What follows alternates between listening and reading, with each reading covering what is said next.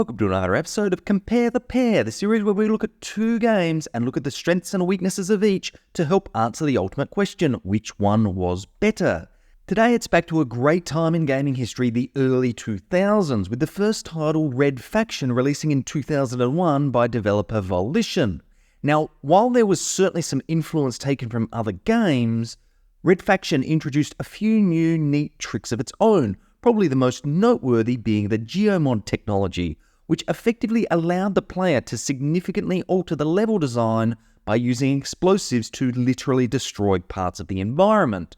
Now, yes, there were existing games which supported environmental destruction, but this was often via scripted sequences. For example, destroying an explosive barrel or pressing a button. Red Faction was the first title to allow you to change the environment on demand. There were some obvious limitations, more on that later, but overall the concept was fairly impressive for 2001. While the Red Faction initially released for the PC, it was ported to the PlayStation 2, Nokia N-Gage, and other mobile platforms shortly after, with the PC and PS2 ports reviewing quite well, while the mobile ports were less than well received. The version we'll be playing here today is the original PC version, with a community-provided widescreen fix so that we can appreciate more of the game as we examine it. The premise of the story is that you are a miner stationed on Mars working for the Altair Corporation. However, not all is well, with many miners falling sick to an unknown disease combined with very poor treatment from Altair in general. This escalates at the start of the game into a full-blown revolt against Altair and their security forces.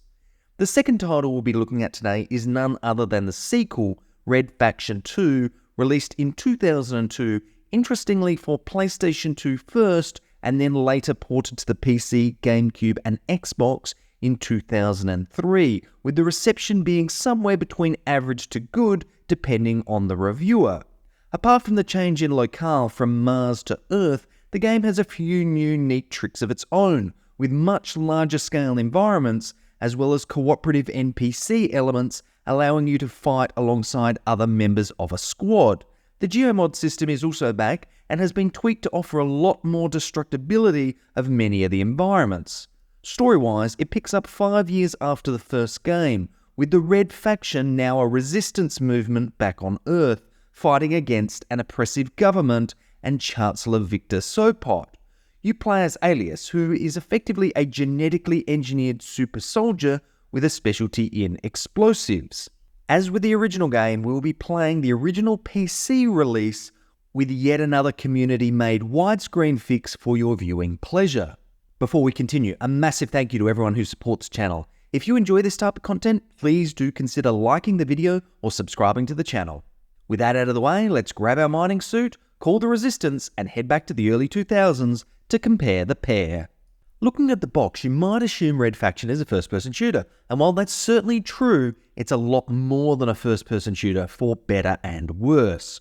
First off, obviously you have the first-person shooting, which probably makes up about 70% of the game. From the moment the game starts, you are thrust into the world of Red Faction through the eyes of a miner caught up in this revolt against the corporation, with the player effectively being witness to the event which starts it all. There's a lot of callbacks here to the start of Half-Life, but where Red Faction takes a different path is that it uses the environment to tell the backstory of the adventure as opposed to the narration of the train ride in Half-Life. All said and told, there's a lot of callbacks to Half-Life, and you can clearly tell the developers were inspired in part by its release. However, I will say that Red Faction does a good job of evolving the source material as opposed to just ripping it off. Outside of the first-person shooting, there are also vehicle control segments where you control a variety of vehicles from submarines to airships to progress through segments of the game, and this is actually really well done and does a great job of breaking up the monotony of hallway shooting segments. The last element, which is by far the weakest, is the stealth, and the inclusion of this about halfway through the campaign really impacts the pacing of the overall game, which until this point was effectively a masterclass. But it's not just the pacing. The overall stealth mechanic is questionable to say the least. You need to navigate hallways while ensuring you don't get too close to the security forces. Now, this sounds simple, but the issue is there are some permanently posted security members near passageways you need to pass, and when you're inevitably detected all you can do is return fire with your pistol. It doesn't allow you to equip any other weapons during this stage, which effectively means you'll be getting very well acquainted with the quick save system. And here's the kicker, when you finally do clear this questionable segment of the game, your reward is to spend the next 30 minutes on an escort quest. Honestly, I think these entire segments could have been cut from the game and it would have been better off for it. Regardless of the game mode though, one of the things which is always active is the geomod technology, which effectively lets you use explosives to change level layouts, create shortcuts, and generally progress through the game. The game slowly introduces you to this by gradually ramping up the amount of explosives you have access to, combined with some segments of using mining equipment to basically drill through the levels. There are some limitations here. Firstly, not all surfaces are able to be modified or destroyed, and secondly, those that are don't always lead anywhere of relevance to the player. But overall, it works far more times than it doesn't, and for 2001, it is ridiculously impressive. The overall control of the game is also very good. Even in those stealth and escort areas, I never felt like I failed because of the controls. Everything is snappy and responsive, and even some of the platforming segments, of which there aren't many, were a breeze with the controls on offer. Likewise, when you do have access to the full arsenal of weapons, they are all very good, with each having a unique purpose, which encourages switching them up depending on the circumstances, with a highlight naturally being the explosives. Also, Red Faction is the first game that I can remember to include a riot shield, which while having limited utility in moment-to-moment gameplay, is actually incredibly useful in taking down one of the game's mini-bosses. Presentation-wise, although the game isn't pushing any overly impressive fidelity, the art style is fairly pleasing to the eye and does a great job of conveying the environment. Whether it's deep in the mines or strolling the office or medical complexes, Red Faction is a good-looking game. Combine this with the geomod technology and excellent overall sound design, including great voice acting, and I'd rate this as one of the highest presentation value games in the early 2000s FPS era. So with great gameplay, excluding the stealth, and top presentation, what's the catch with Red Faction? Well, there are a few in my opinion. Firstly, I have to talk about the story. Now, I strive not to go into any major spoiler territory within my videos, however, I will be touching on some of the high level stuff here. So if you want to absolutely avoid any potential spoilers, skip to here. Alright, so the overall premise of the story is great. You're a miner on Mars, bad things have been happening, and your employer might be involved in some of them. The story then follows the player as they fight through the mines, seeing and hearing about other miners fighting back against the corporation. Now, if the story had stopped here and just worked to expand upon this struggle, I think it would have been a home run. However, from the moment you enter the medical labs, the game's story starts to depart from fighting for survival to fighting to progress the plot. There's a required objective in the medical area to kill a civilian to obtain a keycard, and that was probably the moment I realised things were straying from the original narrative. Up until that point, I was fighting to liberate workers under an oppressive regime, but now I was killing unarmed civilians. It just didn't feel right. And again, I'm not going to go into full spoilers here, but the game's story gets even more unusual and doesn't really fit the overall first half of the game. It's almost like the first and second half of the story were written by two completely different people. It's just that different. Outside of the story challenges, I did have some minor issues with remembering multi-stage objectives. While these objectives are given out over the radio, there's no way to recall them or view any of them in real time, which in one case had me wandering around for some time looking for something I had actually already found. And likewise, I accidentally killed a critical NPC because I didn't realise they were actually a critical NPC. All in all though, Red Faction was a good game in 2001, and over 20 years later, it's still a remarkably fun game to play.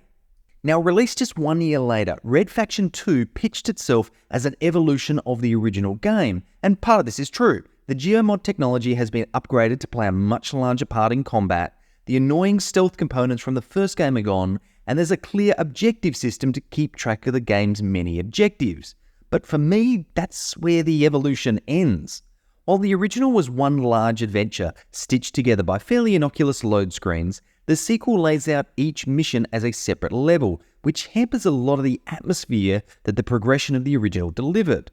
But it isn't just the mission changes that impact the atmosphere, it's the entire gameplay loop. While combat played a large part in the original, exploration also played an important role. However, in Red Faction 2, it's all about the combat, and this would be fine if the combat was really good, but for me, it's not. It feels like the combat was designed for a controller in mind as opposed to a traditional keyboard and mouse, and given the game's initial release on PS2, I'd say this statement has some credibility to it.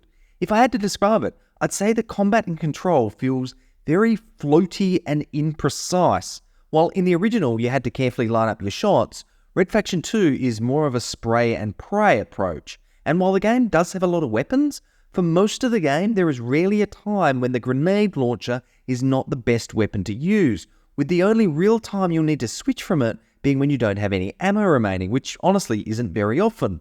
Here's a short clip to illustrate how the game plays with an assault rifle versus the grenade launcher. Secure the roof!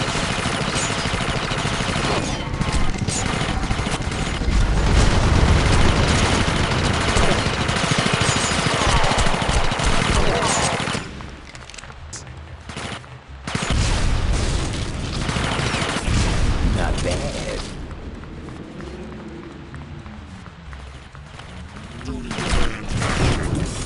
Coming in for you, Alias. Can't do much good without a gun. Now this clip brings me to another curious change to the game, the enemy AI. For whatever reason, when you shoot at enemies, more often than not, they run away, requiring you to chase them down. Now, if this sounds entertaining, let me tell you, after the 50th time, it's really not. There's also the inclusion of one of the most annoying enemy tropes in video games, spider-like enemies which rapidly crawl towards you and explode, often in large numbers. One of the brighter areas of the game is the vehicle combat, which is now on rails, and this is an interesting trade-off. Essentially, you're getting much larger environments with far more enemies on screen at the expense of full control. For me, it works well enough, and these sections are definitely the most fun I had in the game. However, surrendering control does take away some of the player agency, and I still preferred these sections from the original, even if they were on a smaller scale. One of the other new additions to the game is the NPC concept. Basically, from time to time, you have several allies join you in various levels to assist you in completing the mission. This is a very substantial uplift from NPCs in the first game, and does help to propel the narrative along, which I'll get to shortly. Presentation-wise, the game is fine, I guess. I'd argue that the original had a far more distinct art direction, but what is here does look appealing for the time, and combined with the destructive environments can look quite impressive. Sound design is also strong, with a lot of voice acting and a very good soundtrack with both ambient and arranged beats. Now, I criticised the story in the original for some of its direction later in the game, but honestly, compared to the sequel, the first game's story is a masterpiece. Firstly, while the game name suggests that it's a sequel, I'd argue it's more of a spin-off, and a fairly distant spin-off at that. Yes, the Red Faction exists in the game, but for the majority of the adventure, they don't serve any real narrative purpose and could have easily been replaced with another protagonist without any real changes to the story. Then there's the actual story itself, which honestly suffers as a result of the inclusion of the Red Faction, because it makes part of the story feel very shoehorned in.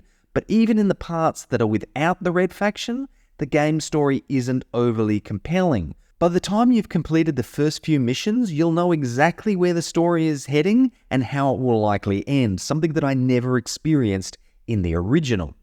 Now, one of the things I try and do in my videos is bring a balanced perspective. Even in games that I don't personally enjoy, I try and find positives that other people might like. So when I read through my notes for this video for Red Faction 2, I thought to myself, wow, I'm not being very balanced here. I better revisit my footage and find some positives. However, honestly, after reviewing the footage, I was actually reminded of other parts of the game that I feel didn't work as well as they should. Now, I'm sure Red Faction 2 has its fans, but for me, it feels like a step backwards instead of a step forwards. Steam's review system is a fairly good judge of how games have aged compared to their initial release. In the case of the first Red Faction, it currently sits at a comfortable 87% of positive reviews, which largely line up with the original reception. However, in the case of Red Faction 2, it currently sits at only 53% of positive reviews, which is lower than the original reception back in 2002. a good indicator that it has not aged well. The good news is that some 7 years later, in 2009, Volition released Red Faction Guerrilla, which marked a dramatic return to form and was well received by most critics and is honestly a blast to play. Now, with all this said, it's probably not going to be a surprise as to which game I think is better. I'd say it's about as obvious as where the Red Faction 2 plot goes. Alas, I shall formalise it. With that said, for me, the better game is the original Red Faction.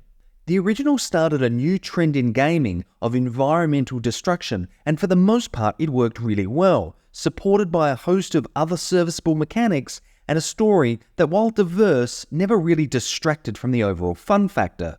Red Faction 2, on the other hand, evolved some of these formulas from the original, but arguably made some changes to some of the things which made the original great. But that's enough from me. Do you agree or disagree with my opinions? Let me know down in the comments below. And as always, thanks for watching.